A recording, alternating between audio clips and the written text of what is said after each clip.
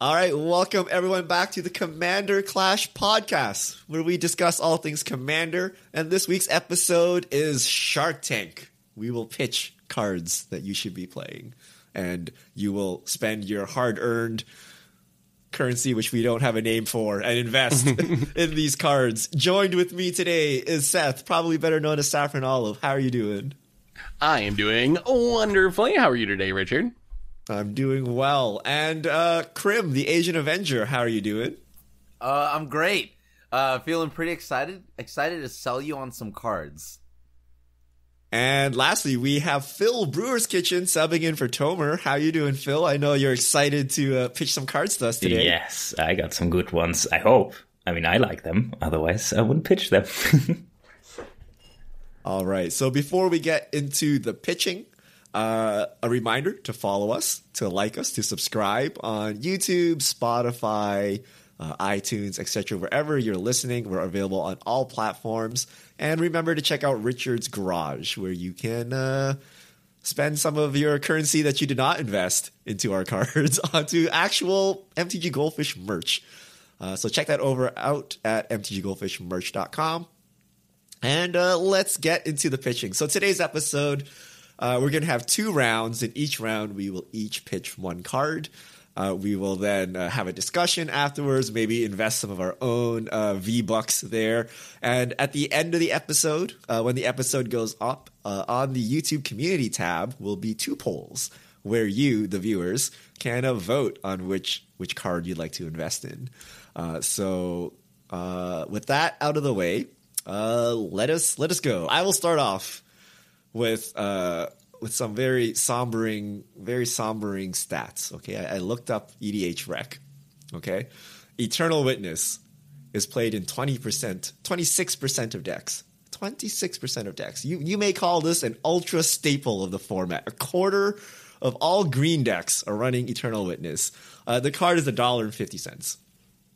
Today, I propose to you a budget alternative to $1.50 in Skullwinder at 25 cents. It's basically free, okay? This is like the minimum price you pay for a common. It's only played in 2% of EDH rec decks, okay? And this is a strict upgrade, and let me explain the card to you. So it's 2 and a green. It's a 1/3. It's a snake. It has Death Touch.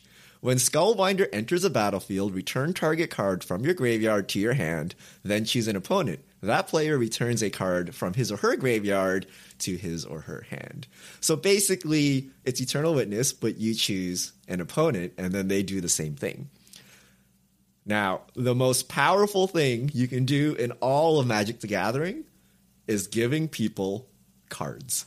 But you're like, Richard, that sounds terrible. Why would I give people cards? These are my cards. Why am I giving people cards? When you give someone a card, you are taking something from them. And that is their mana and their turn. Okay, so imagine this scenario where you need a Wrath. Maybe you need an Undo Inversion, okay? What you could do is, play Vampiric Tutor, get Undo Inversion, and then spend 9 mana for all of this, and then Wrath the board. Or you can cast Skullwinder, right? Take your Crater Hoof or something from your graveyard, your win con, and then be, hey, Seth, the board desperately needs an Undo Inversion. You have an Undo Inversion in your graveyard. I will target you, you Undo Inversion, and we're all saved. And Seth is like, wow, Richard, that's a free card. I love card draw. Thank you. I will definitely do that. Okay, and then the board gets Wrath, all is happy. Now, what happened? Skullwinder was a 3-mana card. It casted an 8-mana Undo Inversion for free, right? So it got an extra card, got 8 extra mana, time-walked Seth in the process because he had to spend his whole turn doing this. That's a turn he did not spend developing his board. And then I get an extra card from my graveyard and a 1/3 Death Touch on top of that. Is that not the most absurdly cracked Magic card? Like, it is so beyond broken. And now, okay, you're like, Richard, no one's going to fall for these tricks. What if no one helps you? Okay, what if, bad stuff happens? You can always just give someone a basic land, right? Like, if no one is willing to play ball, you can be like, Krim, I'll target you if you take a basic. And then if Krim rejects, I'll go, okay, Phil, how about you take a basic? Someone will take a fetch land. Someone will do the downside, right? But more often than not, you will get something good. It could be something like, okay, you get a Swords to Plowshares, you Swords this thing that I don't want. And it's a win-win for both of us. And it's just so strong that it is worth the one downside is when it's 1v1. It's only you and your opponent, then you can't use this card. Right now, it's like whoever has the better graveyard. But before then, it's a 2v1. You get free card, free mana. It's easier to cast an Eternal Witness. It's a 1/3 Death Touch. It has a better body. It's just like all around superior. So if you have Eternal Witness, which 26% of your decks do, just slot it out and put a Skullwinder in, and your deck is just significantly better. So that is my pitch. Skullwinder, like, if there was a money back guarantee somehow, I would give it to you. Like, I don't know how I could guarantee. This is like such. It is so, Richard. Wow. It is so easy because all the information is on board, right? Like, unlike a secret rendezvous or something where you're like, I don't know, right? Like, you see everything on board. You can plan everything perfect. There's nothing to throw a wrench into your plans here when you cast this Skullwinder. And it is so strong. I've cast so many Skullwinders, it's never backfired. And I know Seth has been so pleased to wipe the board for me so many times. I'm not doing that anymore. I've learned because of this podcast. So happy afterwards. You feel so good about it, too. It's like the definition of win-win. Richard, I feel like every time you cast it, though, you've had Seth help you, right? Yeah, that's what I was going to say. What if you don't have a sucker like me around to do your bidding? Is it still a good card?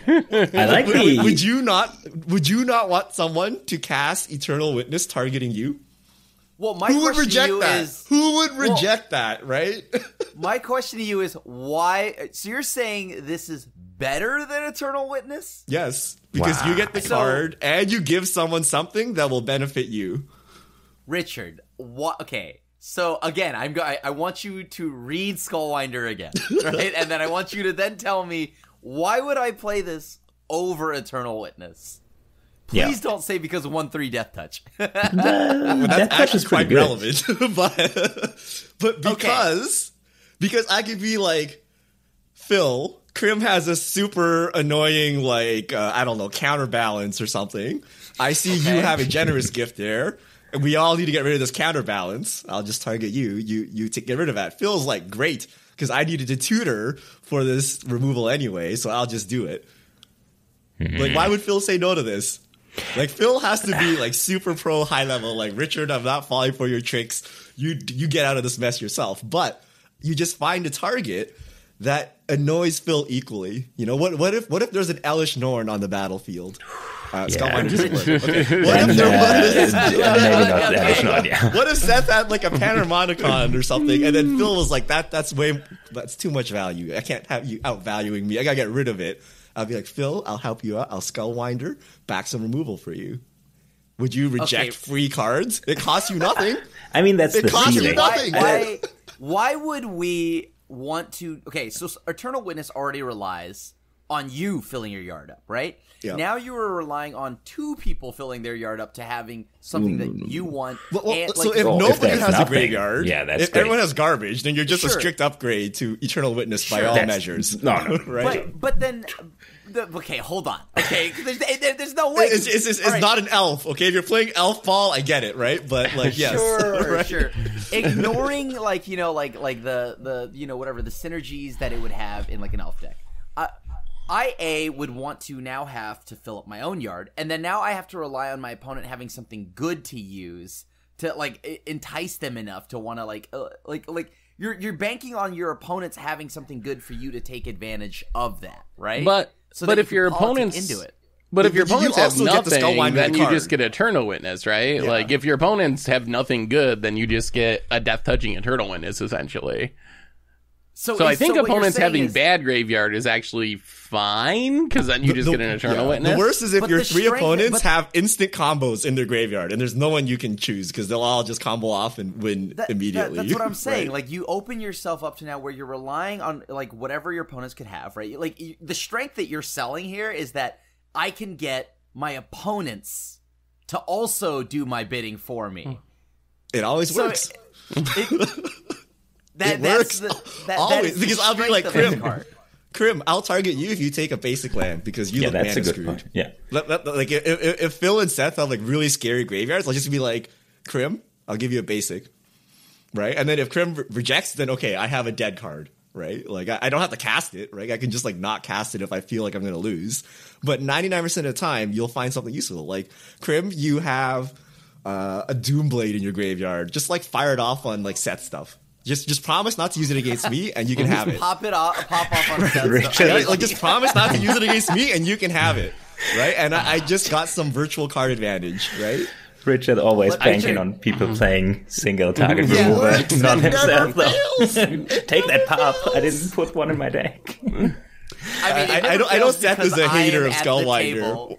I wouldn't say I'm a hater. Like I think you're mostly right. I think you might be overselling a little bit, just like how often it's going to work. I do think there are going to be cases where it's bad, which is the difference between Eternal Witness. Like, Eternal Witness has a higher floor, I'd say, because you even mentioned it. You get to 1v1, you don't want to cast this card. Or there might be situations where no one will make a deal with you, even though that's probably pretty rare, because I think usually you're right, you will be able to make some deal, but there probably are some fringe situations where, what if, like, no one at the table responds to you, and they're just like, play your turn. You know how people are always like, oh, you're going to do this during your turn? And I'm like, I don't play your turn, I don't know. You choose the person. Is it still worth it? With a graveyard that is not bad, right? So obviously, if they're like, there's like a combo in there, you don't choose them, right? But you can see all graveyards and you can choose like, yeah, the best thing you do is you play a 5/5 beat or something out of your graveyard. I'm not afraid of that, right? Like you have all the information available to you to make that decision. Like there's no hidden guesswork, right? Like you see their graveyard, so is the worst case scenario they get like a 6/6 ETB or something. Maybe I'm fine with that, right? I think your pitch went too far. If you tried to sell me on Eternal Witness is 26% of decks, Skullwinder is 2%, that's absurd. You got me. Like, I totally agree. There's no way that Eternal Witness is, 13 times better or something than Skullwinder. But you went right for, this is better than Eternal Witness. It is straight up better. That's a tough sell. Like, better. I don't know if you can convince me it's straight up better. I am on board with it. It should be more played, and it's a lot better than people give it credit for, and it's underrated. So I think you get like half a point, but I'm not to the it's better than Eternal Witness. Commander Clash. It's never gone bad on Commander Clash. That is true. Yeah. But you always have me there to do your to be your clunky and do your bidding. Yeah, you telling me there's not going to be a player that likes value? Like literally, you need to be playing like the really high level game where you're like, I'm not wasting mana at all, right? Because you're essentially just getting a free card. And why would you turn that down? Yeah, that is true. Richard never targets me because he knows that nothing I do is ever on my turn. So like, I will give Krim, you get this mana drain, just don't use it on my spells. Would you not say yes to that? I feel like, of course I'll say yes to that, but you know why but do you know why that's terrible for you, the Skullwinder player? That's not bad for me. Yeah, if you want a mana drain Seth's bomb, get some go for it, right? I'm all for this. Like, you know what? That is a mess around and find out kind of situation. I like, Krim, you want opposition agent? Always. See, like I don't know. I mean, I'll give you that this card is underrated, like Seth had mentioned. I do think that it is underrated. I do like the politic aspect of the card. I do think that's really fun, but is it better than Eternal Witness? Definitely not. Definitely not. It is so much better. What's the mana? It has a higher ceiling, but a lower floor, I think. Is it one green I say and the two average colorless? Case is like for much higher, like at least 2x. For Skullwinder. Skullwinder's 2 and a green. Yeah. So it is technically it's much easier to cast. And it's also a relevant body. That's true. The 1/3 actually does something. The 2/1 is like useless, right? Y'all need to stop lying to yourselves. It's 2023. Everything is indestructible. No, everything is indestructible. It's worse with Blink, I think. I imagine you can probably get away with the like make someone your stooge once and like they're gonna do it, but after you do it a couple of times, I think the table's gonna wise up and be like, hey, hang on, wait a minute, this is working out way too good for Richard. Okay, so I don't think you can keep reusing it like Eternal Witness, because you can't give someone like 10 cards out of the graveyard, right? But it's been like 6 years, no one has wised up, Seth. I think maybe that's a reflection on us as Commander players rather than the card. Yeah, it never fails because everyone wants value. I really like everyone wants value. Yeah, I like the plan B of saying, hey, who wants the worst card out of their graveyard? And somebody's going to take it. I'm going to take it. If the alternative is Seth is going to get the worst card of his graveyard, I'm going to take it. So that's a good point. Saying it's better than Eternal Witness is not an elf, it's a human. But still... Oh, it's not an elf? Okay. Yeah, it's weird. I had to check as well. It has no upside. Humans are it has no upside. It's all downside. Thalia's Lieutenant crying. Yes, it has human synergies and shaman synergies. Just play both. They're both. I would grant that this is the second best Eternal Witness. Ooh, so why not just play both of them because they're really good. Timeless Witness is the second best Eternal Witness. Valagate's, I don't count Valagate as an Eternal Witness though. That's link that. It doesn't treat there's no Blink or Panharmonicon. All right, I have failed to acquire any excess mana from my fellow podcasters. So hopefully YouTube will back me up.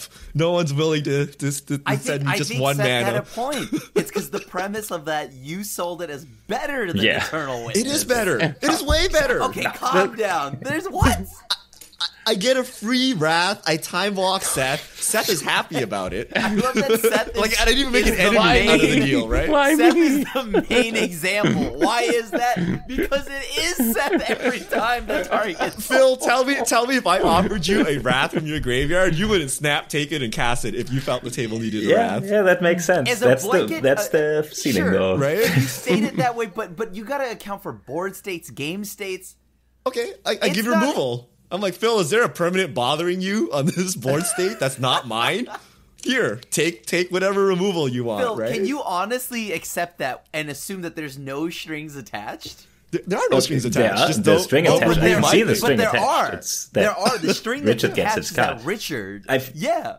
I mean, that's fine. I feel like if you didn't say it's better than Eternal Witness, I would have been fully on board. It is way better. Eternal Witness doesn't give you like 8 mana and an extra spell and like a time walking opponent, right? Like, crying. I'm not sure. Just say time walk Seth.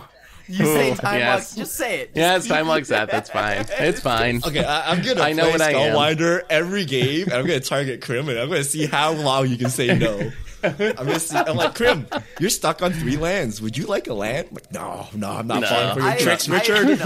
I've been hardened by my the world that is RNG. I don't even know what a 4th land is. So what makes you think I would even know what to do with this new land?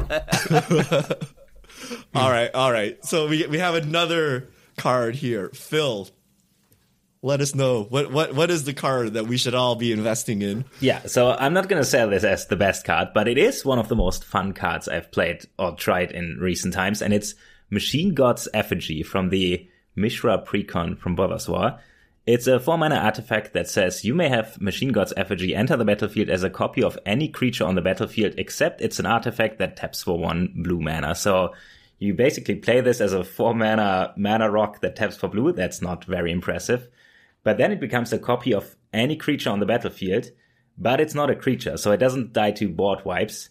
First of all, you can go infinite with Devoted Druid if you want to. If you want infinite mana, that's pretty easy with this.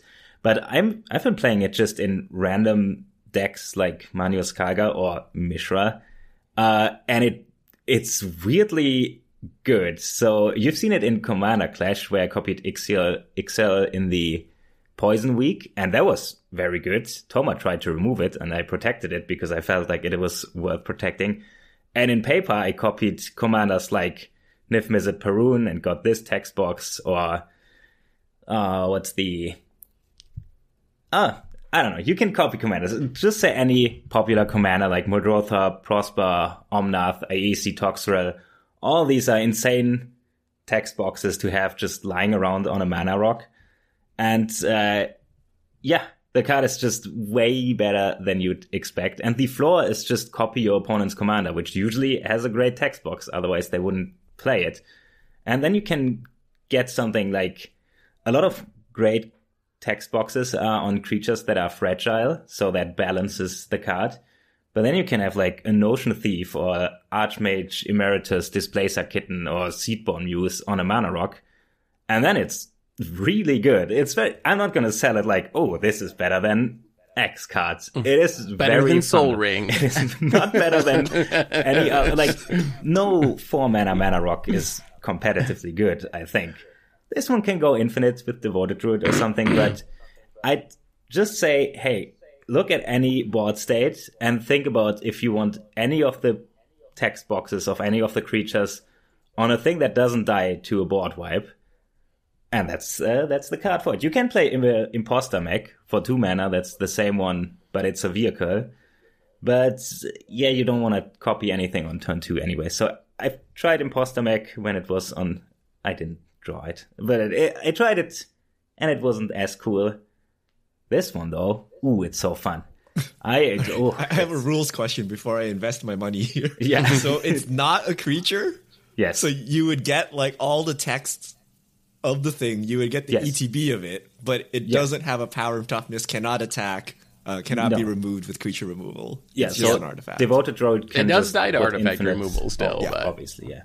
So Devoted Druid, I mentioned it, so how it works is you can tap it for green mana and then put a -1/-1 counter on it to untap it, but it will never die because it doesn't have power and toughness, so you can just put infinite -1/-1 counters on it. That's also a combo thing if you want to do this. You also get infinite mana.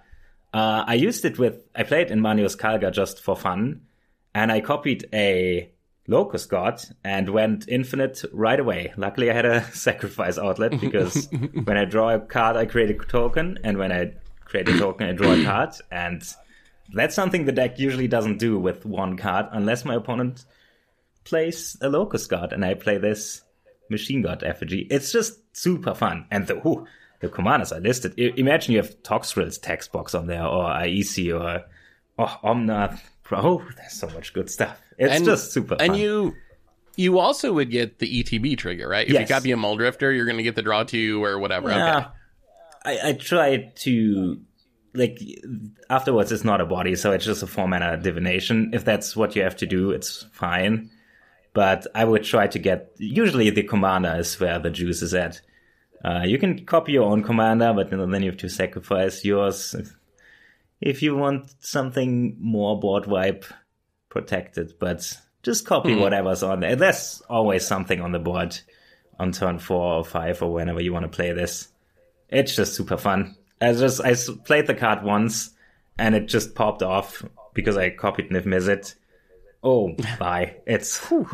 Maybe it's a bias because I'm not. I played in almost every deck, but I just drew it once so far. Just play the card, try it out. It's cheap. It's just $1. Just get it while it's not in the meta. $10. I tell you, soon, once the people find out. I mean, it does seem super fun. It is just It's kind of bad as a mana rock, right? Like, so 4 mana to add 1 mana. In Mono Blue, though, like, Mono Blue is pretty bad at ramping. It probably is like a top 10 blue ramp spell or something just by default, because blue's like so bad at ramping. I like it. I'm intrigued. I haven't played it at all, but I'm more intrigued by copying Enter the Battlefield triggers. The static like commander stuff sounds really cool, but I play Hedron Archive. If my mana rock comes into play and draws me 2 cards with a Muldrop Drifter, and then I get to tap it for mana, I'm thrilled by that. That to me, that sounds like a great card. And you were like poo-pooing that, so yeah, I think I'm sold. I'm going to start jamming this in decks. Yeah, the card is good. I've also got it with the Mishra Precon, and I played around with it. So it's a pretty fun artifact and can just randomly go infinite in numerous different ways. So I like this card as well. So yeah, I would buy this. I would buy this definitely. It reminds me of Cursed Mirror, but it just costs more. You just like copy a dockside. You're like, I'm good. I got all the value I ever needed. How do you rate this compared to like say Phyrexian Metamorph? which I think would be... It's a different card. So you're not counting this as a clone card? No. You're counting this more as a mana rock? Yeah, pretty much. Like I play clones in Lones, but not this. But Grand Dynamo exists. I don't want to ramp with it. I just want interesting interaction. You like the cloning aspect because if we're all cloning, like why don't we just play Phantasmal Image or Phyrexian Metamorph? It dies to my board. It does die. You can play like, and if Mizzet can't really be on the board, but you can just steal theirs and then I don't know, play Toxic Deluge, and then you're the one with an If Mizzet text box, and yeah, you can remove an artifact. Obviously, you can. It's not super resilient, but usually if there's a problem threat that's a creature, people want to raft the board, and they can do this after you've made an artifact copy, and then you're the one with this text box. But so right after creatures, the second most fragile artifacts, though, right? Yeah. But I see. It's 2023. Every commander, every creature has like a million things on the text box. I can see the benefit of getting those with being slightly more resilient. And then you're randomly a mana rock, but you're like a summoning sick mana rock. It's not summoning sick. Slow and janky. Isn't it? No, it's not a creature. No, because it's an artifact. You can still use it. Oh, yeah. So you can use it the turn you cast it. Okay. Although there's some commanders where it doesn't seem as, like Kalia or like a questing beast. There's some, you could run into some matchups where your opponent doesn't actually have great things to copy. Are you building your deck with the idea of copying something in mind? So like if your opponents don't have something sweet, then you can probably copy something from your own deck? So in Mishra, it synergizes just in general with the game plan, but in Manios Kaiga I have like Fairy Artisans, which is crazy if you have it on an artifact, or all the cards that say whenever you draw a second card you create a creature tokens. All of this is just great to have lying around on a mana rock, and it's not that threatening, although I played it once on Commander Clash and Toma tried to blow it up right away, but I did target his commander with it, and it was very good in this situation. It's really hit or miss, but it's definitely just fun. Whenever I draw it, I feel like, ooh, I got some surprises in this game, because nobody expects it. Like, I didn't expect to go instant infinite with Locust God, because my colors can't do this. But with this card, you just gotta get lucky. I mean, if Questing Beast is sold, just don't copy the Questing Beast. Maybe copy their Ewits or Skullwinder, not Ewit, because we got to copy the good one, the better of the two. Yeah. Oh my god, it is so good. No, but Seaplum is, for example, my god. All right, Krim, sell us on a card. Okay, so this one isn't like by any means like the best thing ever, but it's something new that I'm curious on trying out because it seems pretty good. In Commander, almost every deck plays a lot of artifacts, right? Like some amount, like there's probably 8 to about like 10 artifacts on average, right? In your deck.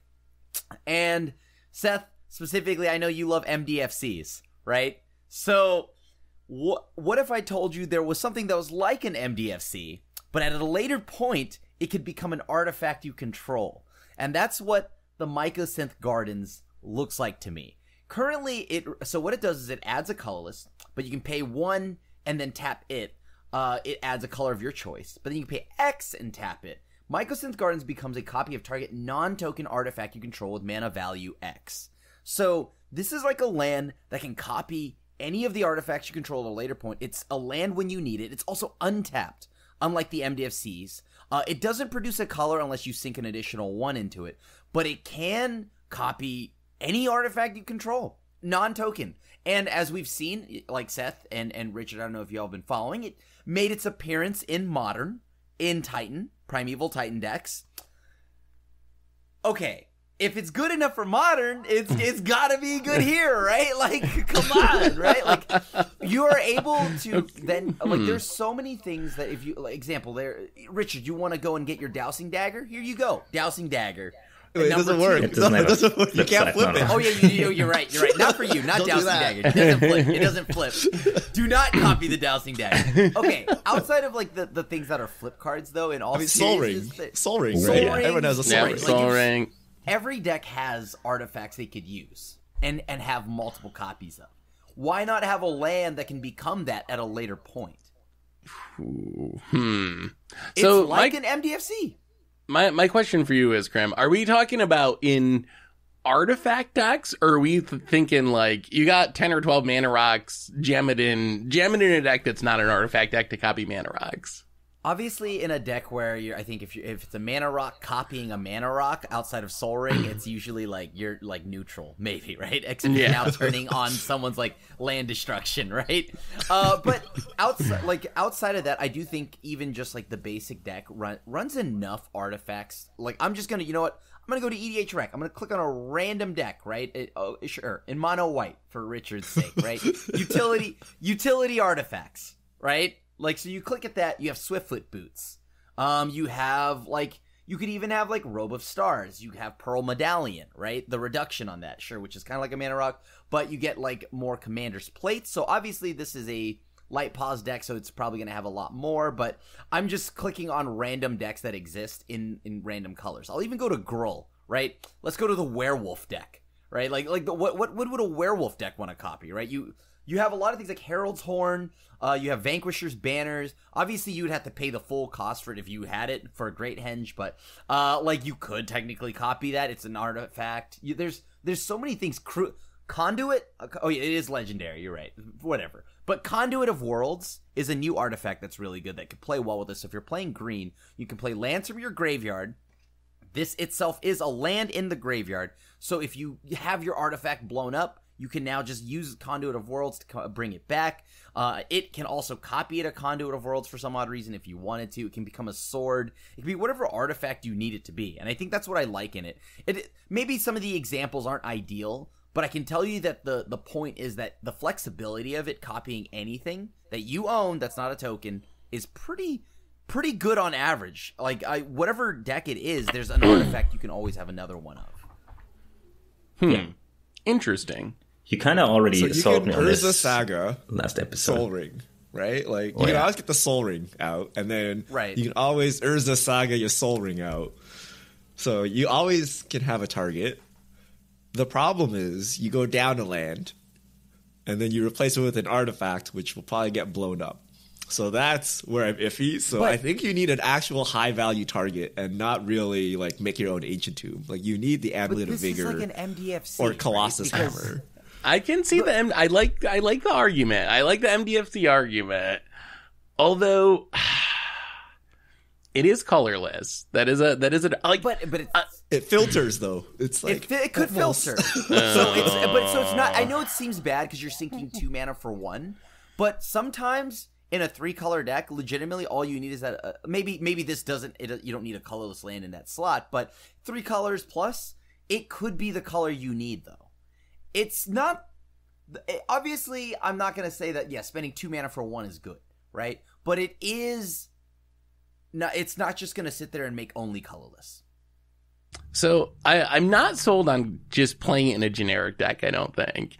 I think it reminds me a little bit of Buried Ruin. Buried Ruin, actually a very popular and heavily played landing commander. You can get an artifact back from the graveyard, 3 mana, sack it. It's probably an upgraded version of that. I don't think I would play Buried Ruin in just a random deck, being like, oh, someone's going to blow up my Sol Ring and then I can get it back. Like, that doesn't seem very good. But if I'm an artifact deck, then this seems like it's going to be one of the best cards in my deck. Like, then I'm going to have tons of good targets. I'm going to have theoretically, very important cards that I need to keep on the battlefield, and making a copy is a way I can get around a targeted removal spell on my Ballista Citadel or on my Time Sieve, whatever combo piece I have. So I think I'm really sold on playing this in artifact decks. I don't think I would jam it in Werewolves, though. Even though I love MDFCs, I don't think I'm convinced that I would jam it in, like, Werewolves or whatever. Sure, maybe, but, like, why not in Werewolves? Just for this random case, right? Because you get an additional set of boots, you get an additional greaves, you can have another coat of arms to double up on that. Like, there's still things that you can do with this. I would play it in, like, potentially a control deck that uses, like, Top.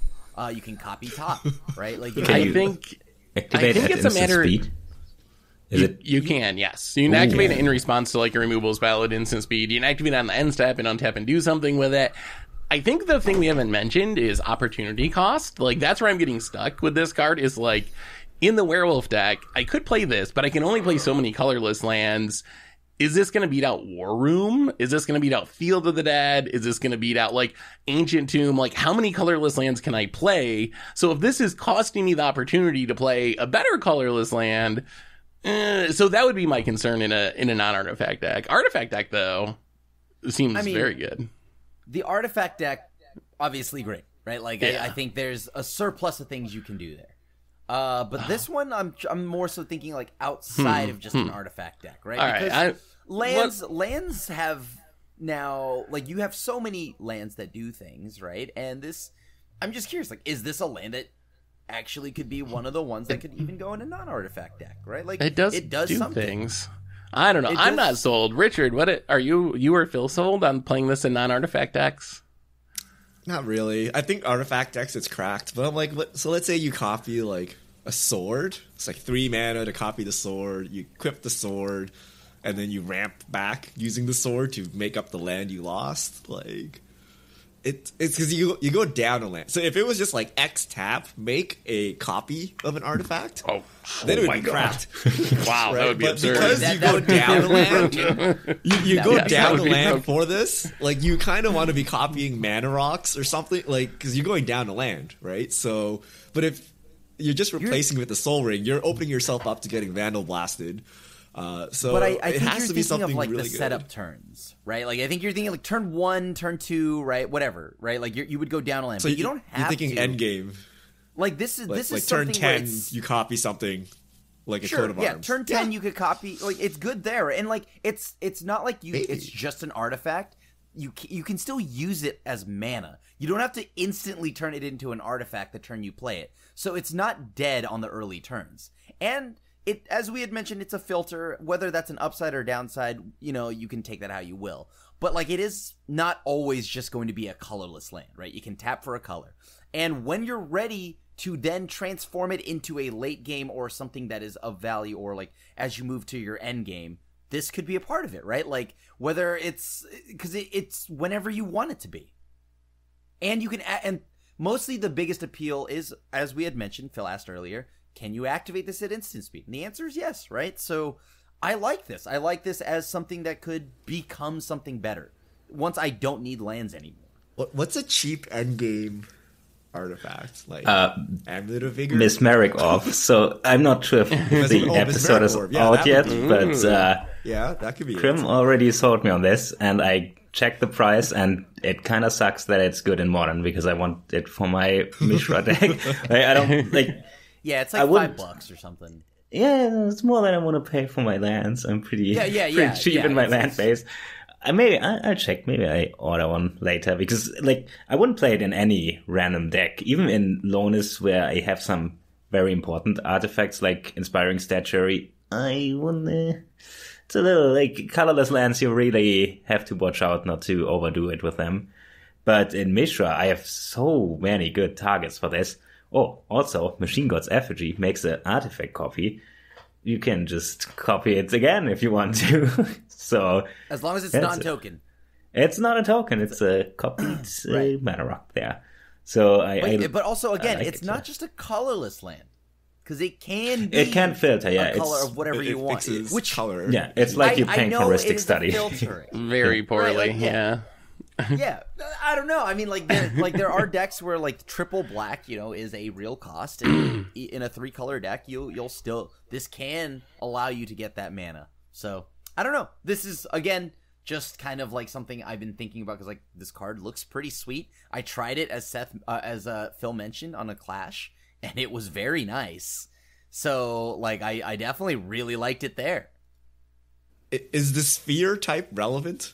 Like, what is that for? Oh, no. I know. It's a land sphere. Monument of Perfection. It is relevant with one very bad card in Standard.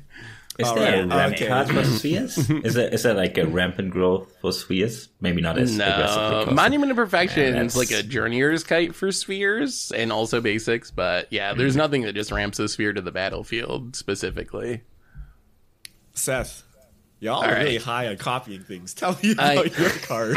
No, I am going to introduce you to the best mono blue ramp spell in Commander, and that is Clever Impersonator. So Clever Impersonator, it's a clone, But this is the best clone. This is a clone that y'all should be playing in basically every blue deck. It does see a bit of play. It's in 4% of decks, according to EDH Rec, but it's played exclusively in clone-themed decks, where you're playing like Sakashima and you're just building around playing clones.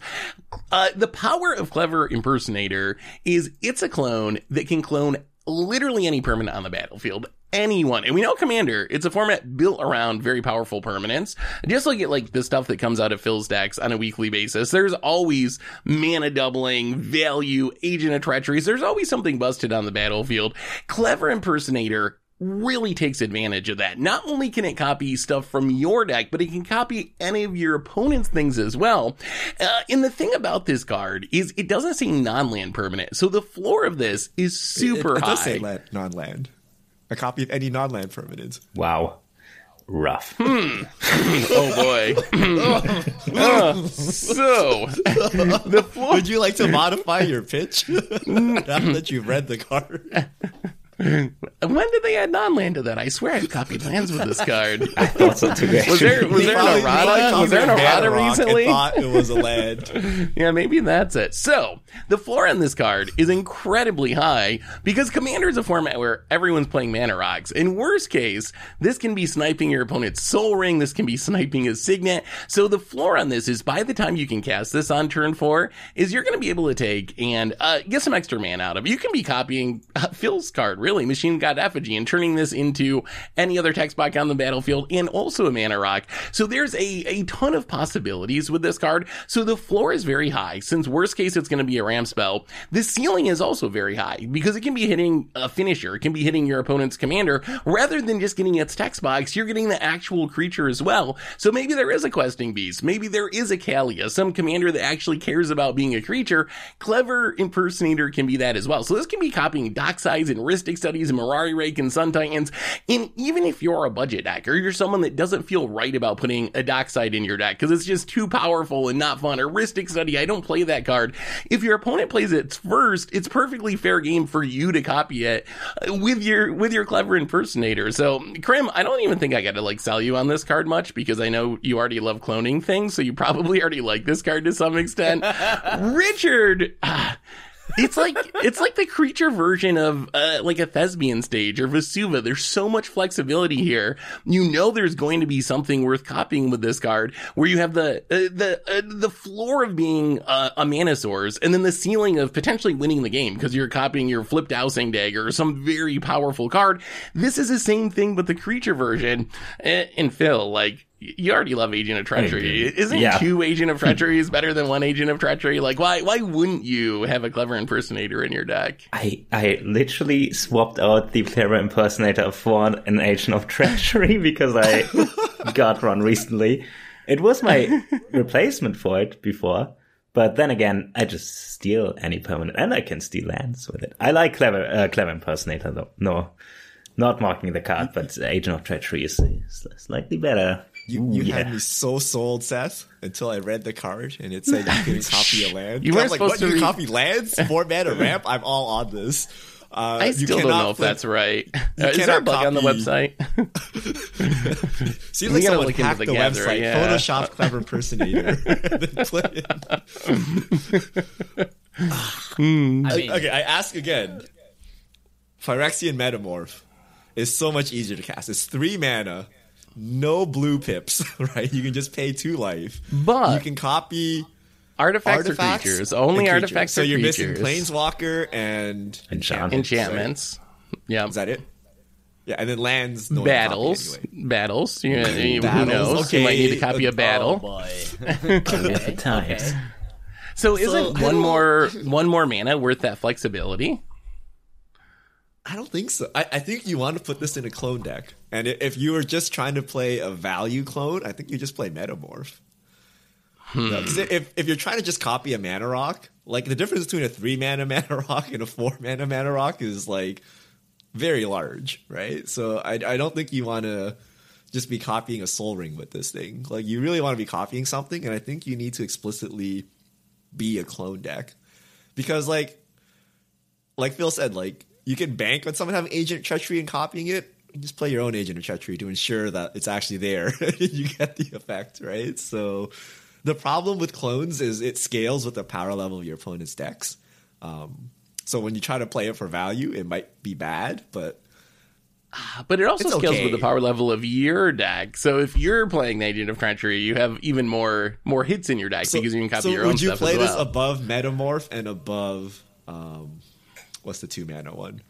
Oh yeah, the 2-mana clone. Phantasmal Image. Yeah. I think Phantasmal Image. Like those are usually the go-to clone options. Or at 4 mana, you can actually play a control magic. Phantasmal Image take the thing you want to be cloning, right? Phantasmal Image isn't a thing though I could play anywhere. That's a dedicated clone. No, right? That's the last you're one just getting the value ETB or whatever. They ping it off and whatever, right? But it's 2 mana. I don't know. They're much narrower. If you want to copy your own stuff, Phantasmal Image is the best one of them all, I think. For some reason, wait, that doesn't even make any sense. But the 2 mana is just very cheap. So good. If they target it, it's going to die anyways. So dies. Yeah, sure. But what are they going to target it with? Like a spell that doesn't kill it? I don't care. I already drew my cards. I can't imagine cutting Phantasmal Image, but I did cut Clever Impersonator. Still, love clones. Yeah, I'm sold on this regardless. Did you cut it from a clone deck, or was this a normal? No, just loan as value. But I have enough good creatures to copy, so I can just run clones just for value. I guess you copy lands. Anyone? Instant. I would sell my house and buy it. But with the non-land clause, it's just a clone. It's just a clone, no? It's a souped up clone, but yes, not hitting lands does make it a little bit worse. It's a ramp spell. You still got the Vandal Blast issue. I still think that the fact that it is copying a non-land permanent still pretty darn good compared to most clones, right? And like the fact that it copies any non-land permanent meaning that like including your opponents, I think that's nice. So I still think this is a very good clone. I think the reason why I didn't play this as much at a point was because it was so expensive and I only had one copy from cons. But now it's like cheap now. Reprinted. Yeah, it's cheap now. But yeah, like that was at a point when Commander was still fresh. This was like hitting like $18 or something silly like that. So I wasn't trying to like pay that. But now at $2 or so, this is a very good clone. Copying any permanent, non-land permanent, I don't even care if it hits a land. So I mean it still could potentially ramp like Seth sold it if it copies like a Soul Ring. Sure, everyone's got a Soul Ring. Yeah, everyone's got one of those. That's just a worse Hedron archive. I mean, yeah, it is at a mana loss, but you could get like whatever Great Henge. You could get anything you need, and you're buying the upside. Yeah, this is a wild card, and I don't mean like an arena wild card. It is literally whatever card you want it to be, as long as it's not a land. So I really like this one, so I'm sold on it. I like that it copies enchantments. That is more relevant than you might think. Oh yeah, and Planeswalker. Yeah, and battles. Whatever they do. You can't copy an emblem, right? Emblem's not a permanent. No, emblems are not a thing. No. Yeah, they don't exist. Dungeon cannot copy. Those are not a thing either. No. Okay. Your opponent's D20 can't copy that. Yeah. Unfortunately not. Copy your opponent's deck. That's a permanent. Yeah. No. Okay. That's a really nice hat. I would like to copy that. All right, that's round 1. So be sure to go vote with your hard-earned money on the YouTube community tab where we can see. So we're gonna start round 2, and I thought I had a slam dunk in round 1, guys. I already like took my investment money and like bought a mansion in LA. Like I thought we were good. So if you guys didn't even buy Skullwinder, I don't know about this one. This one's gonna be a tough sell. Okay. Spirited Companion. I'm sold. You should be played. Love it. Should be played way more than it currently is played. Okay, and Spirited Companion, it's 1 and a white, so 2 mana. It's a 1/1. It's like the cutest doggy. Okay, enchantment creature dog. 1 Spirited Companion enters the battlefield, draw a card. So it's a 2 mana cantripping creature, and people do not play enough of this. So the ultimate strategy in Commander. I'll give you a secret to win like your next 5 Commander games. I'm not going to say out of how many games you play, though. All you do is just play card draw and ramp on cantrippy creatures, and then wrath the board on turn 5, and then you win. Right? So when everyone's playing out their stuff, their mana rocks, their like actual like combo pieces, you're playing things like Spirited Companion, you're playing things like Wall of Omens, Solemn Simulacrum, Sky Scanner. You are building up the cards in your hand, your mana base, while having board presence so people can't just kill you. And then you wrath the board.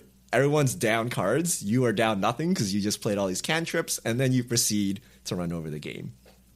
Having the board presence is super important because it prevents you from dying. And you may think, Richard, it's a 1/1. Like, what's it going to do? It doesn't even have Death Touch. It's not Baleful Strix, right? But Commander players are like opportunistic attackers. Like, they're not really trying to kill you in the early game. They're trying to get value. What is value? Like hitting with a Dowsing Dagger, hitting with a sword, right? Maybe getting a Curse trigger, maybe getting a Toski trigger. So even though you're just chump blocking with a 1/1, it will stop the attack. Like if they're trying to get a Toski card, they see Spirit Companion, they're not going to attack you. They're going to attack the open player, right? So just having these creatures on the battlefields allows you to mitigate so much damage. And you can use them for your own attack triggers. So you can use Spirited Companion to trigger Toski. You can use it to carry a Sword of Body and Mind Crim. You can, Dowsing Dagger, things like that, right?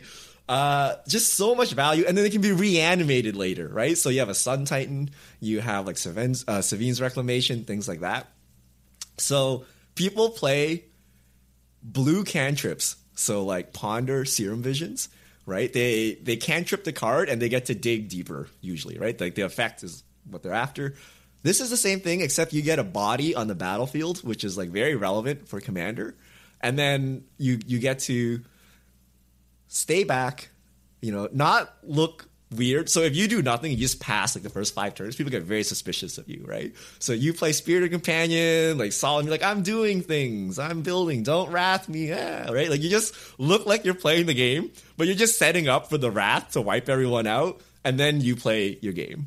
So Spirited Companion is like super underplayed. Baleful Strix is 14% of decks, Spirited Companion only 4%, and Spirited Companion is like relegated to just blink decks like Wall of Omens and things like that. But I think this should be core of like most of your decks. So you can, what are you gonna do? Like play a 2-mana 3/3 beater? Like no, that's like useless, right? Just play like a 1/1 cantrippy blocker that like keeps you alive until the late game and make sure like people don't mess with you, and then play your game from there. I'm gonna ask you, like, first off, for someone that loves Skullwinder and talks about Skullwinder's Death Touch body, how are you not gonna love Baleful Strix? Yeah, Baleful Strix obviously is better. So if you had to tier rank these, like Baleful Strix obviously the best, but without the Death Touch, it's still good. And I would actually pay 3 mana for this. I play Sky Scanner, right? And then Wall of Omens is a beefier blocker. It's a 2-mana 0/4. Solemn is a 4-mana 2/2 that draws and ramps. It's actually the best. All the white ramp, like the catch-up ramp, gives you a body. So they're all like basically similar. Do you feel like the enchantment type is upside or downside? Irrelevant. I mean, I guess if you're playing Enchantress or something, like it matters, but I played it in a Traxa, and then I you guess won. if someone like wants to lethal you and your only blocker is Spirited Companion and they have a disenchant in hand, you're like out of luck. But usually I don't think the enchantment type matters. So do you play this in just any deck? You're in some 5-color deck and you just, like, maybe if you're like a dedicated tribal deck or whatever, you wouldn't, or flavor, but like you would just jam this in literally any deck for value? This is where the meme that all Richard decks are white weenie comes from. I mean, because like you see all these cards and I'm like, actually, I'm a Storm deck. I've just been playing this to like build my hand. I mean, but people get caught off guard. Companion. Right? I guess I'm down with it. I think I'm sold. Like, I like it as a card. I play it a lot. I guess I've never really thought about just jamming in any deck. I played in like Panharmonicon decks, Blink decks, obviously, but the reasoning makes sense to me. Like, one thing we've definitely learned on Commander Clash is presenting a board presence is really important. We see people die very often who have like all this sweet dirty stuff in hand and just their life total gets so low because they don't put anything on the battlefield early. Even just a 1/1 is something. So if someone's trying to like get in and get their triggers going, they're going to go to whoever doesn't have a blocker at all. So I think this actually does save you a lot of damage and it doesn't cost you a card. So yeah, I think I'm down. I'm in. Yeah, same. I mean, to be honest, it's literally hanging on my wall because it's so cute. So yes, I'm sold regardless. But I thought about like I wouldn't put it in Manios Karga. I do have 2 white decks. So one is Manios Karga, the other one is Omnath, and Omnath seems very counterintuitive as well. But I do sometimes wish I had a little bit more board presence in the early game, and it just cycles, and it's very cute. Too bad there's not a full art version. I'm gonna think about it. Okay. It's very low impact, but who wants to kill this? You don't want to attack into this and destroy it. If someone swords the plowshares like you have won a great victory, or you're about to die on the spot because you did that really weird play. Are we really at the point where you're gonna this when you say board presence, you are talking about a 1/1, right? Like yes, that's enough. I love dogs. I love dogs, so I'm sold. I'm sold on the principle that it is a dog. It doesn't matter what it did, it's a dog. Right? Like so I am sold. But Magic player me, you're drawing 1 card. And it is a random card. It comes down early. It's not exactly the biggest threat ever, sure, but it does come down early. I don't think, is this still good enough? Like at 2 mana in Commander, you have a sword. You have like I don't know what you have. What's your favorite creature? You have an opposition agent with a Sword of Body of Mind on it, and then sure. And then Seth has no creatures. Richard has a Spirited Companion. Why is it always me? I'm more likely to not have creatures, to be honest. Yeah, that's maybe like propaganda. You don't care. You don't. But 5 damage is still a lot of damage, right? Well, but you don't particularly care for the damage, so you're not going to go out of your way to remove the dog to hit me. You'll just hit Seth to get your triggers and move on with your game, right? I mean, yeah, probably. Like, sure, in that exact scenario, sure, why not? But I am curious. Like, is this outside of Enchantress decks? Anything that can abuse the fact that it is an enchantment, right? Like, in a white deck or a deck that plays white. So let me get this straight. You would play this just in any deck that has white, is what you're saying. And I actually do it. So I actually play Skyscanner. You do, I know, and I've seen it. I even paid 50% more mana for this ability. I can't get down with that. I don't know how this is outside of an enchantment. It works and a dog deck. It works. In what? So okay. People are like, Richard, you don't play Swords to Plowshares. We'll just kill you. Richard is very hard to kill. You guys try to kill me and you can't because I have stuff like Spirited Companion sitting there. It's not Spirited Companion that prevents that from happening. What do you think happens? Half the time it's just Seth and I going at each other, and then you politic your way into us. It's like you guys are hitting each other for value, and you're like, wait a minute, but we're all at 3 life. We're like, hold on, right? We gotta actually win the game. No more value, right? I think it is true, though. I think it is true that, especially in the early game, a lot of the attacking that's happening is to try to just get triggers off of things. You're trying to, get in a sword attack so you can ramp, or get in a Ragavan attack so you get a try. That's a lot of that early game attacking. So just having anything is usually enough to, deflect that. If that's not going to last all game, once the game goes along, then that's going to lose value. But I think in the early game, even a 1/1, that can probably buy you a lot of time between turn 2 and 4 or 5. I know Tomer used to have this problem where he wouldn't play creatures, and he would sit around, and then someone would start hitting him with a 6/6, nothing too crazy, but every turn they would just hit him because he's the only one open, and then he's like, oh my goodness, I gotta use my Swords to Plowshares on this dirtily 6/6 that I don't care about because I just keep getting hit by it. when you just throw a couple of chump blocks in there and then you don't need to burn your cards, right? Like if you had anything, but since you don't have anything, you have to use the swords and you do not want to do that.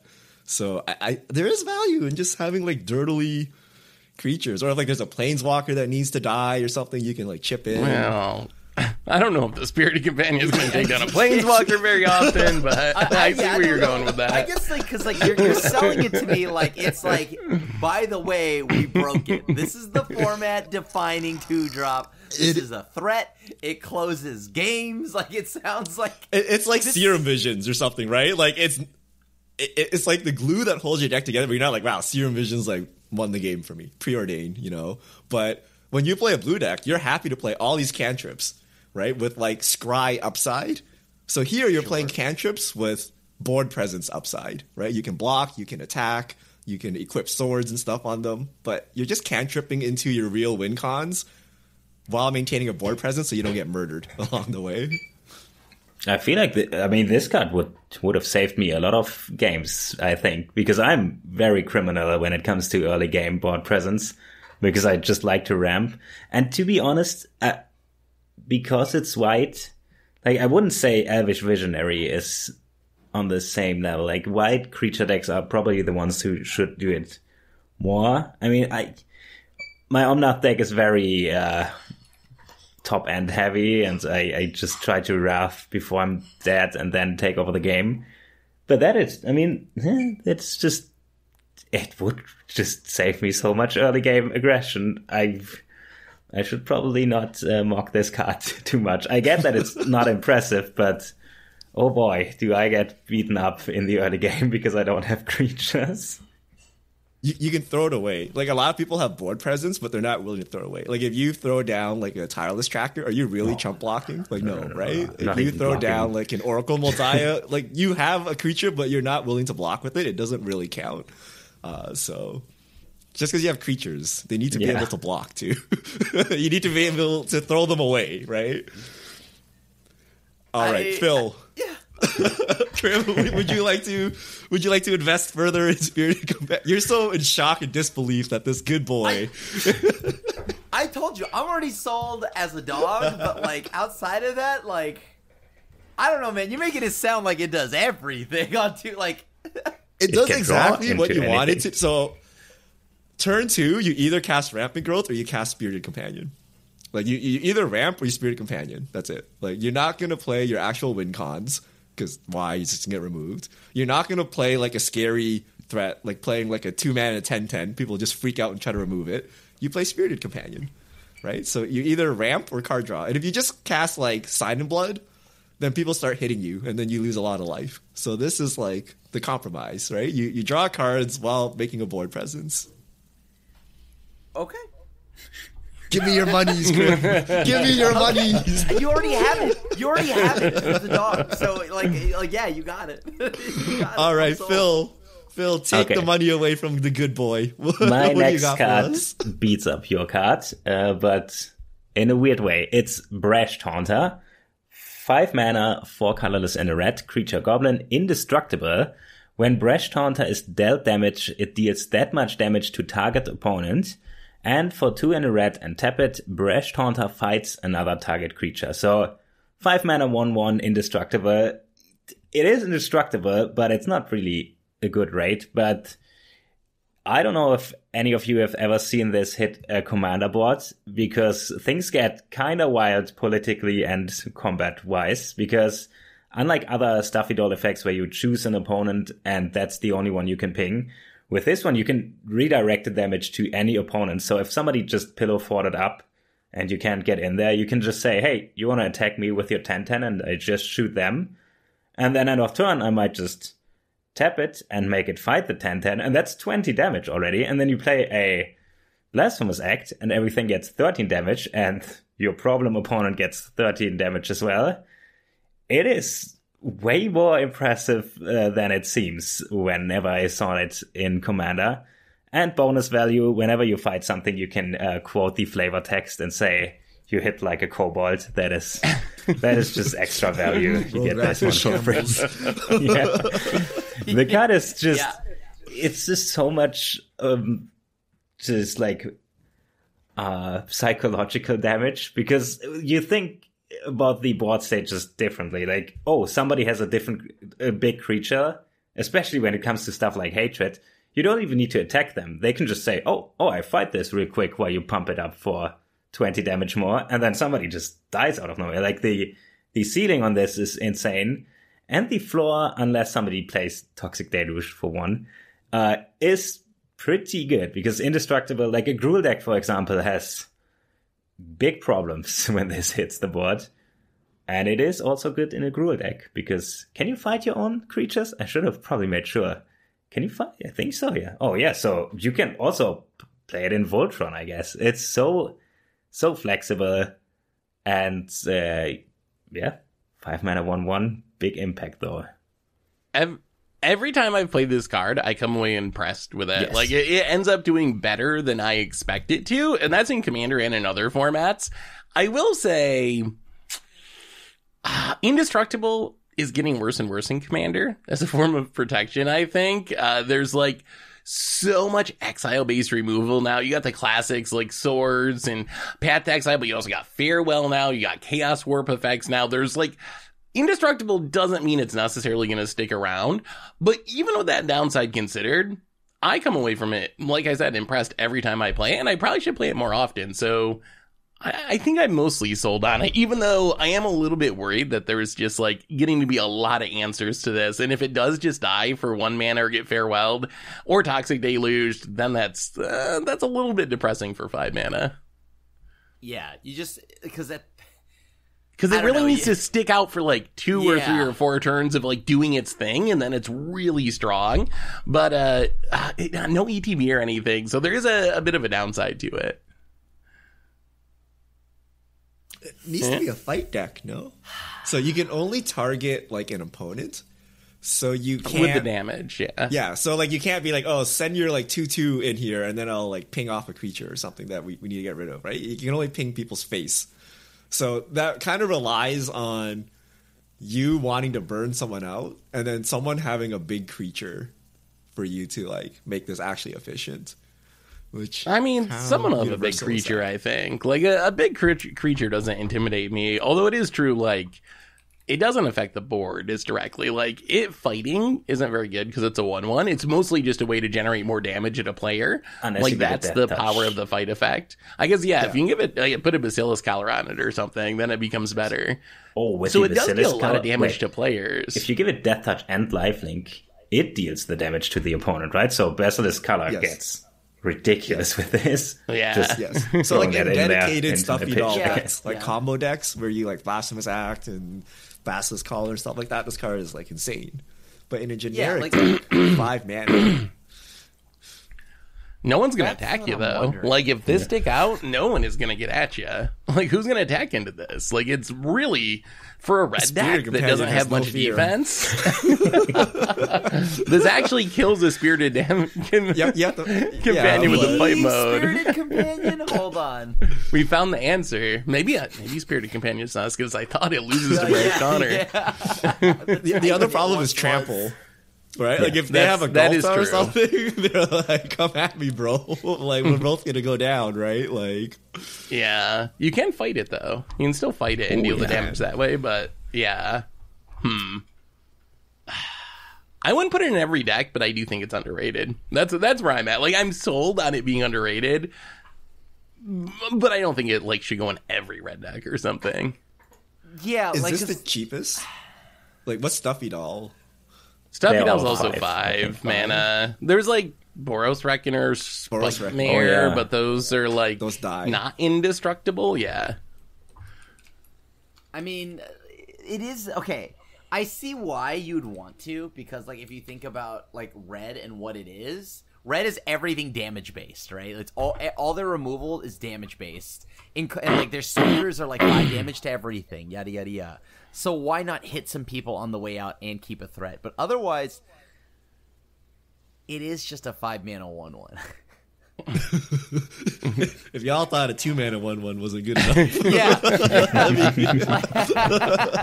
I was already, like, not sure how I felt about a 2 mana 1/1. So when I see a 5 mana 1/1, I feel less. I feel even worse about it. So I don't think I can buy into that one. Has Krim ever tapped 5 mana during his turn? Except for a Planeswalker. Maybe a Planeswalker, but outside of Planeswalkers, I don't think I've ever seen it. Yeah. Has Krim ever made it to 5 mana, period? Yeah. Also, have I ever made it to 5 mana? Good question. Probably only off of a mana drain. That's it. That's the only time. But I mean, and so yeah, in the rare occasion that I hit 5 mana, I'm going to want more than a 1/1. So outside of the dedicated decks that are like Star of Extinction and doing the cute stuff like that, I don't think I would play it in red. Yeah, I mean, every time I see it, it's impressive. I don't have it in any of my decks, but I saw it last Commander Night and thought, oh no, what do I do now? Because if you don't play Farewell, you're just... I mean, all the answers that exile are...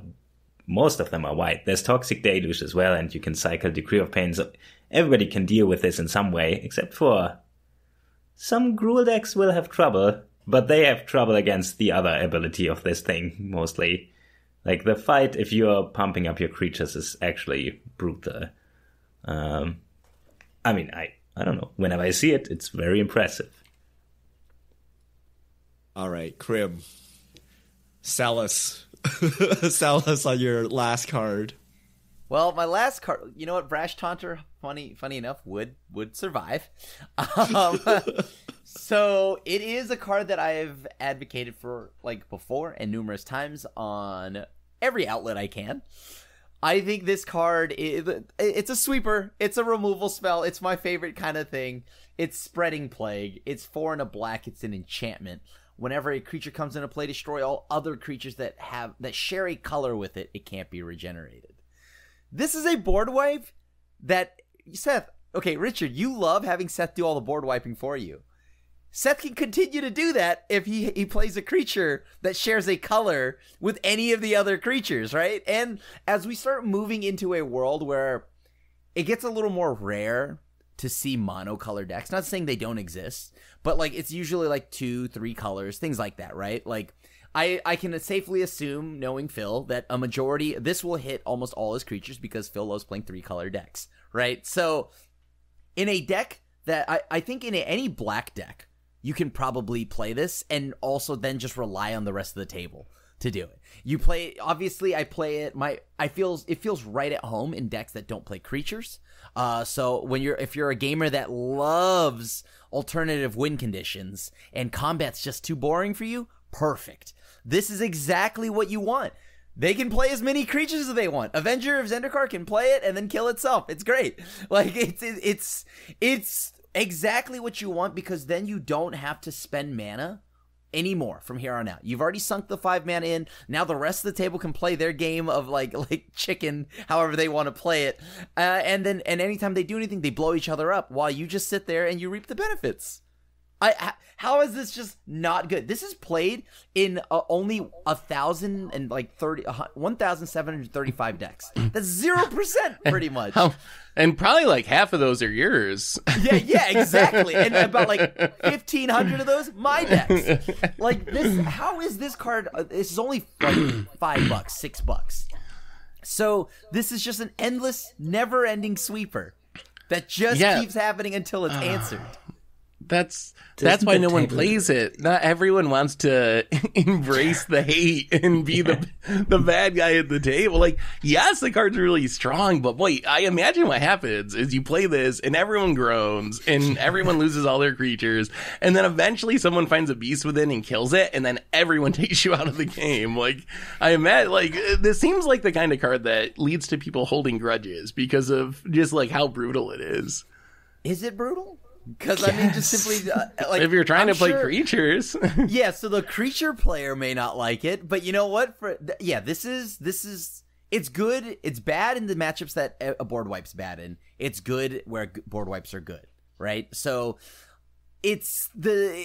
I don't know why you wouldn't want this if you're playing a deck that just doesn't care about creatures, right? So, I think in a deck that doesn't care about creatures, snap play this. Why would you not? And then it's so good that you become arch enemy, and everyone will just pause what they're doing And whatever they have on board will just continually hit you until you die. So you need to be ahead on board. So you've bought time. Yeah, but now it's 3v1. But you've bought time, right? Like 3v1 of what though, right? Like you're a 3v1 against your deck in black. But it doesn't get rid of the things currently on the battlefield, right? So if everyone's just like, no one play anything until we kill Krim, that could potentially go wrong. But then so what you're saying is I have now bought time, made you essentially skip your turn, right? Yes, that is true. Is that not, you have bought time, but you have made 3 enemies simultaneously, which I think is not a good trade. I do the opposite of Richard. I do not slide under the radar. I believe I am not trying to slide under the radar. I am trying to openly let you know that I am the threat.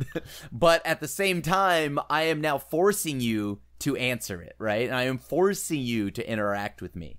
So this is also an interaction check. I'm seeing who's playing honest magic out there, you know? If you're Richard who likes, I don't know, why would I want it doesn't I don't need removal, right? Like, well, great. then this is going to be a problem. Because I'm not playing Swords to Plowshares. Perfect. That's true. Your one generous gift is going to be used on this. I think this card is really good, but I think it promotes a play pattern that most people do not like. So you wouldn't put in your own deck because normally, even if you play board wipes, you play creatures. Very few people just play like straight 0 creatures. But then all of your former friends in the pod will not like this, and you'll be like shamed out of playing this ever again. I feel Krim doesn't play this often. Right? Because I feel Krim has played it a couple times, and it's been so brutal. And either we gang up on him and try to kill him, or he wins with it. But then, like, we're not happy about it. So, like, the next time it comes out, even before anything has happened, we're like, gotta kill Krim now, right? And it's like, I can't control how much fun y'all have. I can control how much fun I'm having, right? Because fun is a finite number, right? There's a finite number of fun, and look, this helps you achieve all of it. I will give you, Krim, that based on power level, it should be more than 0% or how many decks it is. Like, just based on how strong it is, it's underrated. But it's way too salty for me to buy. Like, it's such a salty card that I don't think I can go out and be like, oh yeah, people play more of this, because I just don't like the play pattern it leads to. So power level rise, I think you're right. But like play pattern, I don't want to play against this card more. I'm not okay with this play pattern. Well, I'm not like, it's just, it makes me salty. Like, it's not a fun card to play against. Like, I would not want to play against this on a regular basis in my games, really. It's the rest in peace of sweepers, right? Like, it keeps keeps doing it every turn. Like, it's like not the black humility. Let me rebuild. It's like, no, the game is actually paused until it's removed, right? Yeah, it's like black humility, essentially, yeah. I don't see like, what's humility, wrong? Tabernacle, very strong cards. I'm not sure. This is nowhere near Tabernacle. You can play as many creatures as you want, and you don't even have to pay the mana for them. I don't even know about that. Would you rather get Tabernacled or spreading? I think I'd rather get Tabernacled. No. I'm kind of sad that I didn't. You can just pay like 2 or 3 mana and have 2 or 3 creatures and go to town, right? Like, no, unless you're like actually a go wide deck. Like an actual elf ball You could deck. just have 2 to 3 creatures. Just don't play new ones. You have like 1 creature. Don't play new ones. That's the. This is a time-stamped card. I get it. Like, I'm kind of sad that I didn't think about the card when I played. I think Jared is his name, the 5-color Planeswalker commander, because it pluses to make a 5-color element. I think Carvo creature token, so you can plus it to graph the board every turn. Ooh. That's something I can respect. I won't like it, but I have to say that's pretty brutal. This card is fine if you're okay with like. Oh my god! It sounds there's nothing salty about this card. How is this card? How is it worse than? Is there what's the salt score on this? Did they show it? It's not. I don't think anyone knows it exists, so it doesn't show up. I actually checked the salt score list because Magic of this. Players are like, we can Armageddon each other. There's no way we're spreading plague. No like, spreading. No way. That's ridiculous.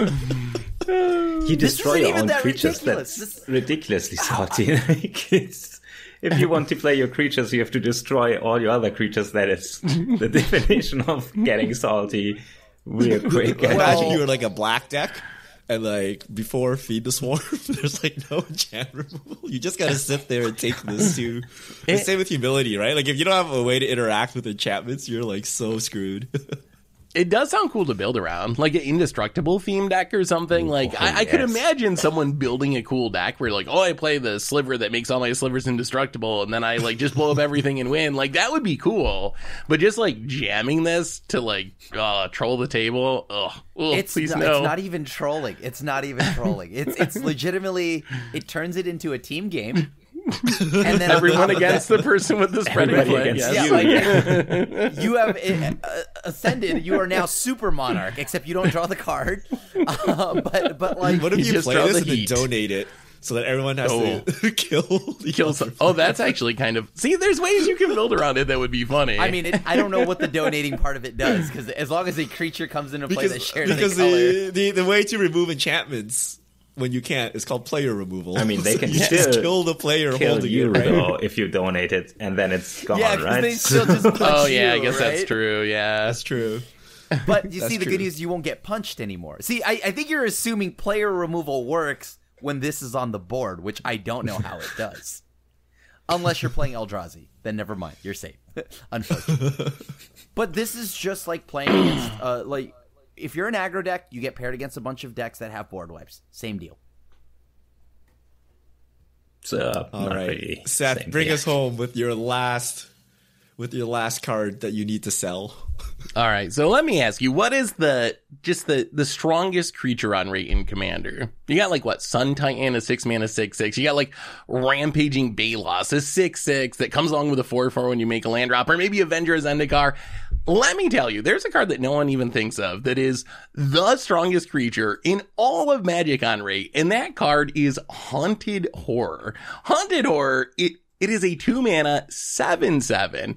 It even has trample, and when it enters the battlefield, it makes 2 3/3 green Centaur creature tokens with protection from black. So it is putting 13 power and toughness in 3 bodies on the battlefield for 2 mana. So the downside, if it even is the downside, is that the 2 tokens do go to one of your opponents, but people get too caught up in the fact that that's going to your opponents. If you come to Commander from 1v1 formats, and I am a testament to this, when I started playing Commander, I thought of it just like 1v1. In 1v1 is a zero-sum game. Like, anything that helps my opponent hurts me. Anything that increases my opponent's win percentage is going to decrease my win percentage. That's just how it works by default. Commander's not like that, though. There are 4 players in Commander, so something benefiting an opponent can also benefit me. I can make a play that increases an opponent's win percentage and also increases mine at the same time, because it's taking that win percentage away from one of the other 2 people on the table.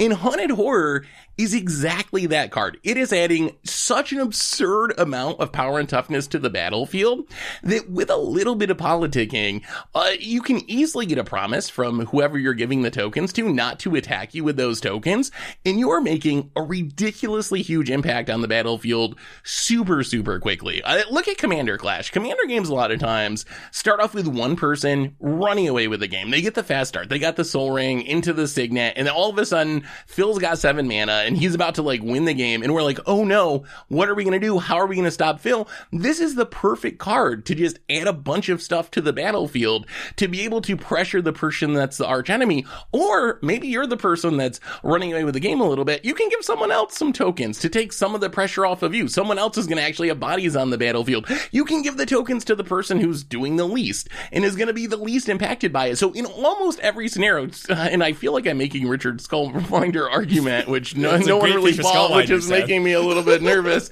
But in almost every scenario, you're going to be able to play these tokens in a way that is not going to harm you, but is going to harm your opponents instead. So I think that just based on the sheer amount of power and toughness that this card can put on the battlefield for such a low cost, that this is a card that you should play in essentially every single deck. And I think this is true of other members of the hunted cycle, this is the best one because it just puts the most power and toughness on the battlefield for the lowest rate. But the same thinking applies, like just like with Skullwinder, how you can use that in a way where you're going to get the benefit from your opponent getting the benefit. You can do the same thing with these tokens by being like, hey, I will give you these. Will you attack this? Will you attack that planeswalker? Will you attack the arch enemy? So Richard, I'm sure that you probably are down with this card because it's like Secret Rendezvous. It's like Secret Rendezvous, the creature version. You already know that things that benefit one other player at the table are very powerful cards in Commander. It's the 1v1 mindset that keeps people from playing those cards. Krim, you want to get second anyway. And what's a better way of getting second than making a friend who is not going to take you out of the game earlier by giving them some censure tokens?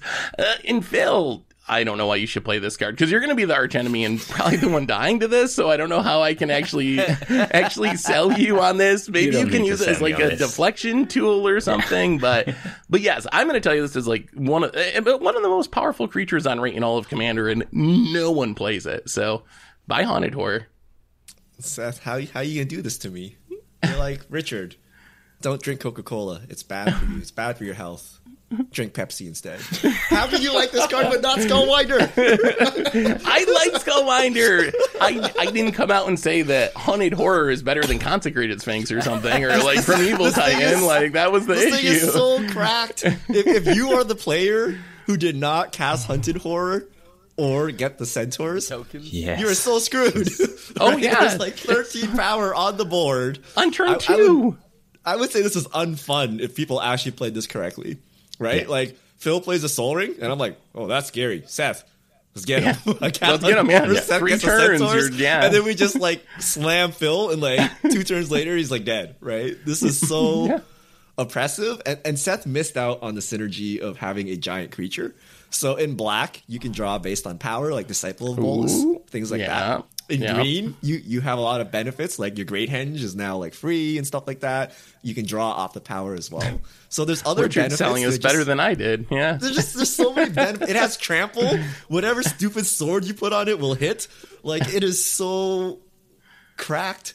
It's ridiculous. Yeah, especially the black. It is one. underplayed. Like, the other ones are. The green one is probably the next best one. It's an 8/4 with Regenerate and maybe Trample. 4/1/1 flyers, yeah, I believe. You get flyers. The blue one's pretty good. The blue one is a 3 mana 4/6 unblockable that makes 5/1/1 goblins for someone. I think that's my number 2, and then the green one, and then white and red are like white is actually kind of bad. Like those are the worst. No? Red, you get a 6/6 hasty flyer for 4. Yeah, the red one's the red one's not that bad. I like the red one too. I've won with the red one before. Yeah, I mean, you can always. The black one is the most absurdly costed. Being 2 mana is just so better. Fast. You can always say, "Don't attack me with these tokens." Like either you get them or you don't get them, or somebody else takes the deal. So you can just someone say, at the table don't will use them do against that. Me. Yeah. Yeah, like not someone like will Skullwinder, agree. which can backfire. Even if they don't agree, it's not that bad for you. Like you're still hitting them for +1 if they. Well, it does have pro black, which is kind of awkward. Like the tokens have protection from black, so they are pretty good against. But they take trample, your thing. Right? So they double block. They take 1 trample, nothing dies, right? Yeah. Or you just go all out. You attack them, they attack you. You're trading 7 damage for 6 damage. Why don't people play this card? Krim, what do you think? Are you sold? Everyone else seems sold. Where are you at with the Haunted Horror? I love this card. This card is amazing. I'm more shocked at like where Richard's like this is almost unfun if played well. What? This is the most fun. This card is awesome. I think this card is like just exactly what you want. Obviously 2 mana 7/7, that's pretty good, right? And like a lot of why I do like, some of the cards like let's just say the ones that you can use politics to your advantage. It has that built into it, and it's just again, it's a beefy 7/7. It's a horror. It does exactly what I want. Like at 2 mana, this is an amazing card. This is just legitimately 2 mana, 13 power on the board. Why does no one play it then? If we all agree this is crap, like it's in according to EDH Rec 1% of decks, and that's like horror themed decks, like I think Captain Narthgod, and that's like even there, it's like kind of fringe. Why does no one play this if it's like so? The same broken? reason no one plays Skullwinder and Secret Rendezvous, Seth. Well, they just don't get it. Hold on, It's the same reason. It's the same. I can give you all the arguments, okay? But Richard, not everyone's a master politician with employees under them that won't attack them, right? But Richard, right? What if they take the 2 centaurs, play coat of arms, and like triple pump them and one shot you? You know, like there's always some like fail scenario with giving your opponent stuff. But the upside is you got a free combat step, right? Like someone else is attacking on your behalf, right? So it's also 2 mana, 13 power. Like that's a ridiculous rate. But people are really scared of giving other people stuff. And from 1v1, right? In 1v1, this is like trash. Oh, horrible. Right? Like this is not really playable. Like you have to do a lot to mitigate the downside. But in multiplayer, it's upside. It's beneficial to give someone 2/3/3s a lot of the time. Yeah. Like even if everyone is muted and you can't make any deal with anyone, like I would 100% play this all the time, right? Because people will just do the right thing, right? Like they'll see whoever the threat is. You can defend yourself if you need to, right? It's fine. It is a little. So I'm pretty sure I got this in my trade binder. It was from the first Ravnica block, right? So it should be flying around somewhere in my cards. And I could just throw it into a deck, but the only black deck I have is artifact themed. And I don't know to which extent you'd say, hey, you play this in every deck. I mean, it's still good, but as Richard said, it is kind of obnoxiously good. Like, if you want to, you can just gang up on one opponent and just kill them, and they have 0 chance unless they pop off or wipe the board. Unless they have their spirited companion. So dead. That's right. He is beyond dead. To only have 6 trample over. Can't you just spend 2 mana to have them in real trouble? So I'm not sure if I would advocate for too many people playing this. It's also haste. Like the centaur tokens effectively have haste. Right? Because you give them to an opponent and they can attack immediately as soon as their turn comes up. So it's actually disgusting. It is scary. Yeah, it is very maybe good that not people. Maybe it's not good that we advocate for it here, because it is. Imagine everybody plays this and then 2 people do this on turn 2 and they just team up with each other and then they say, "Oh, that's we what kill I'm the saying." rest of the table." Like all these like team up cards are really bad if they actually get popular, right? Yeah. Like, if I secret rendezvous someone.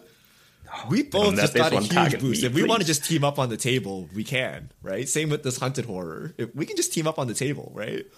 Maybe this is a whole nother podcast topic, but don't you think they will get popular eventually? Like, no. I feel like Commander, like, people just stuck in the 1v1 mindset. Won't Commander theory get to the point where everyone's like, oh my god, like, these cards are actually, like, absurdly broken and how this format works? Like, or you don't think it'll ever get there? Seth, I've been saying this for years. I see no change. Everyone's like, wow, Richard is really running out of content. Richard. He's really farming the clicks, huh? I'm like, you convinced me. I got nothing, guys. I got nothing. I have laid out everything I could lay out. I have shown you the deck lists. I have played the games. I don't know what else I can say. Just that's it. I've given up. Richard's like one of those like fanatical street preachers, just raving around, like play more rendezvous. That world's coming to an end. Haunted horror, and everyone just like, oh, that crazy person, leave me alone. But he wins. I mean, he is hard to kill and he wins a lot of games, so I'm not going to argue with this. The funny thing is people always say it's always because of Commander Clash. They're like, oh, it's because Krim plays all your removal, or it's because Seth always casts your Wrath.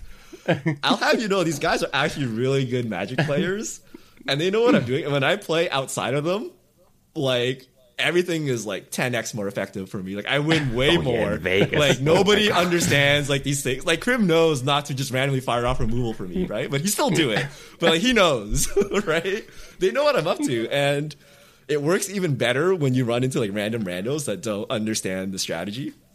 Yeah. So like, my win rate is actually absurd. Like, outside of Commander Clash, it's like better than my 1v1 win rate. Right? Did you lose when we went to Las Vegas? I feel like you lost didn't one lose match that all whole weekend, and that match had Krim in it. And that was the game where I wasn't having any of Richard's nonsense. Like, no. At that was the game where I think I won with Triskaidekaphobia, and Richard secret rendezvous so that I could go above 13 cards. Yes. Those were some desperate times.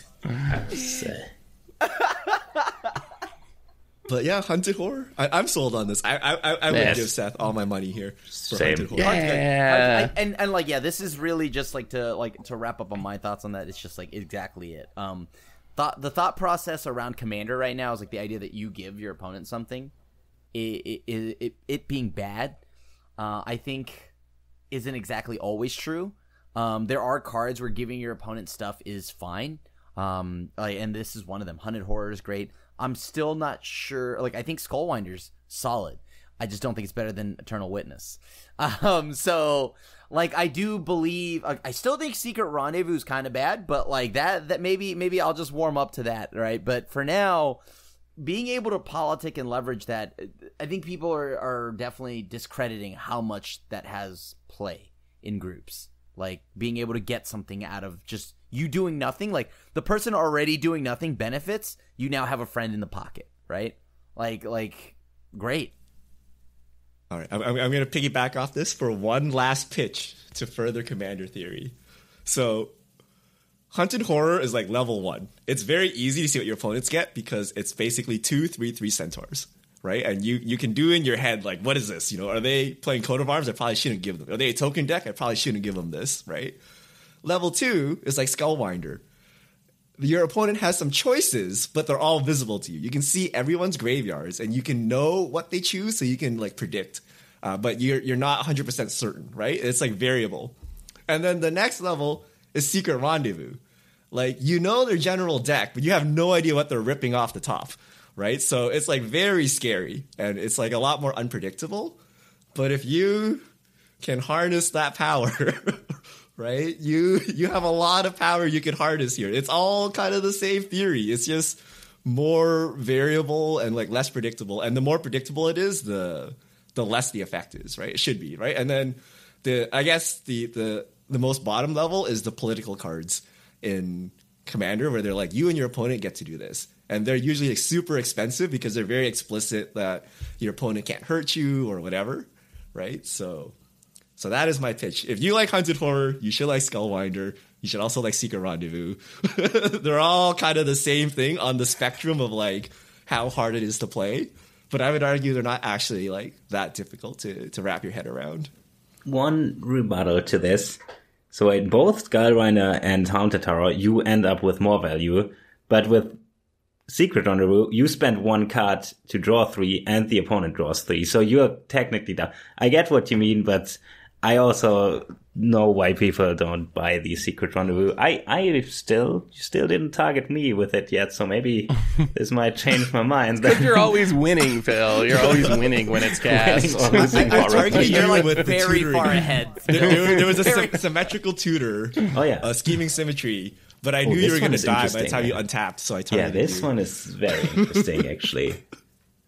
But all of these cards, they seem like what Seth mentioned, like, will Commander theory catch up? Technically, if everybody keeps learning, but I think there's always, like, the intuition says, oh no, these cards aren't good.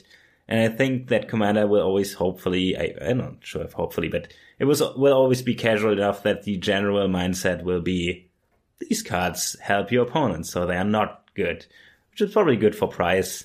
It wouldn't be good if Haunted Horror is insanely expensive, or even worse, heavily played. I don't want to see a world where everybody slams a Haunted Horror on turn 2. That seems awful. That's like the nightmare for Phil, as you're trying to ramp and whatnot, yeah. If 2 players back-to-back slam a Haunted Horror, that's like, oh my Someone's God. dead. So yeah.